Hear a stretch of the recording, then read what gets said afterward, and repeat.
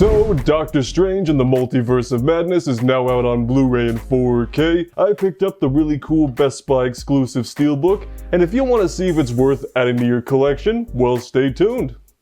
So let's get into it.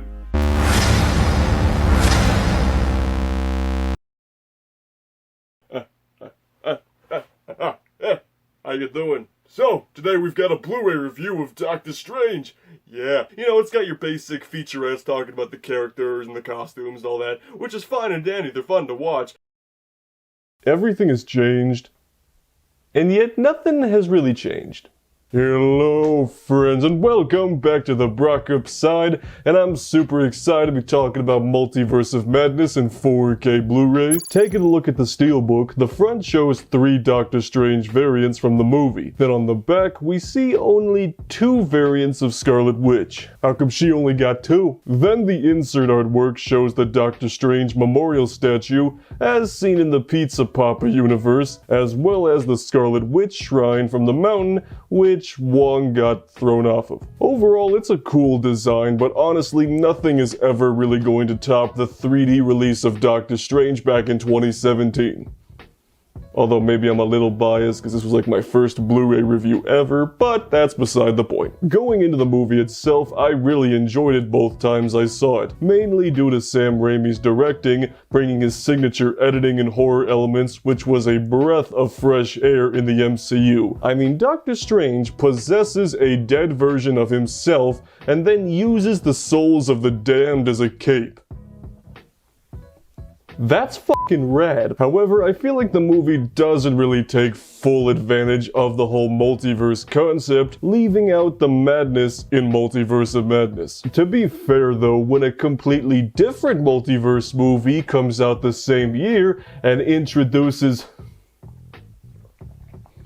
This is kind of hard to top, but how does the physical copy hold up? Well, let's find out. As far as picture goes, it's on par with every other Marvel movie in 4K, enhancing the VFX, for better or worse, and provides a pleasant viewing experience, especially if you have a big TV. The movie itself has got to be one of the best color-graded movies out of the entire MCU, so the 4K really complements that as well. I would say the 4K disc definitely delivers, so I'm gonna give it a gold unboxing machete.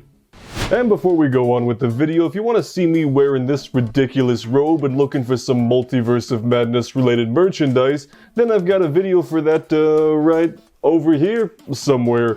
But anyway, let's get back to it. And as far as bonus content goes, it's sadly what I expected. A tiny handful of featurettes that don't even add up to 30 minutes, super streamlined, and you basically learn hardly anything about the making of the movie. I did see this coming, however, considering this movie, as well as every recent Marvel movie, has gotten their own episode of Assembled on Disney+, which is basically an hour-long documentary about the making of each movie, which goes into a reasonable amount of detail. That was clearly where their focus was, not on the physical release, much like Eternals back a few months ago. Hell, they barely even glance over the fact that Patrick Stewart comes back as Professor X in this movie, and doesn't even mention arguably the biggest cameo in the entire movie. The one saving grace about the bonus material is that it does come with an audio commentary with Sam Raimi and writer Michael Waldron, which is the only time John Krasinski as Reed Richards is mentioned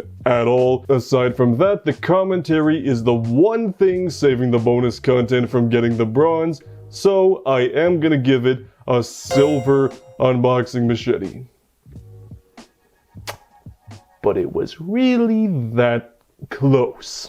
Well, before we wrap things up here, I asked you guys in my community tab what your thoughts on Multiverse of Madness were, so see what you cool people thought about it. From Schofield Studios, I had no expectations going into it, and I enjoyed it a lot. Sam Raimi is really good at directing films like this, and it's different from any other MCU movie I've seen. I would definitely agree with that sentiment there. Sam Raimi definitely brought some nice, fresh air into the MCU with his signature style, and yeah, you know, there's a couple of things story-wise that aren't perfect, but none of these Marvel movies are. Soren the Film Brony writes, "It's definitely good, but not great. The screenplay's kind of a mess, but Sam Raimi really makes it worth it.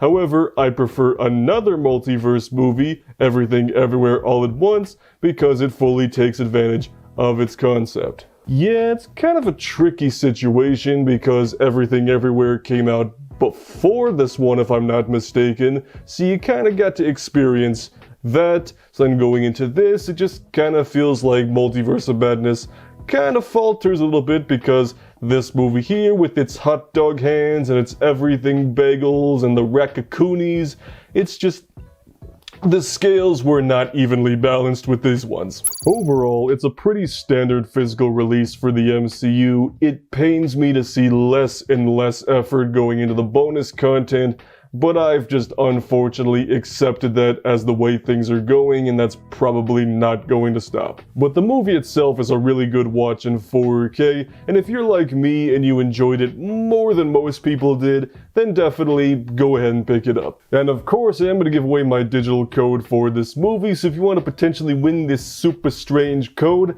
then comment down below where you think we might see Doctor Strange pop up next, whether it be the next Avengers movie, Ant-Man 3, the Wong spin-off show that's never gonna happen, but it freaking should. Whatever it is, comment down below, and in about 24 hours or so, I'll pick the winner. Anywho, so if you want to see some more Blu-ray reviews from me, I got a playlist for that right over here. Or if you want to see what YouTube recommends you watching me next, you can check out that video right down there. And of course, subscribe if you live talking by movies, and we'll see you on the Brockopp side.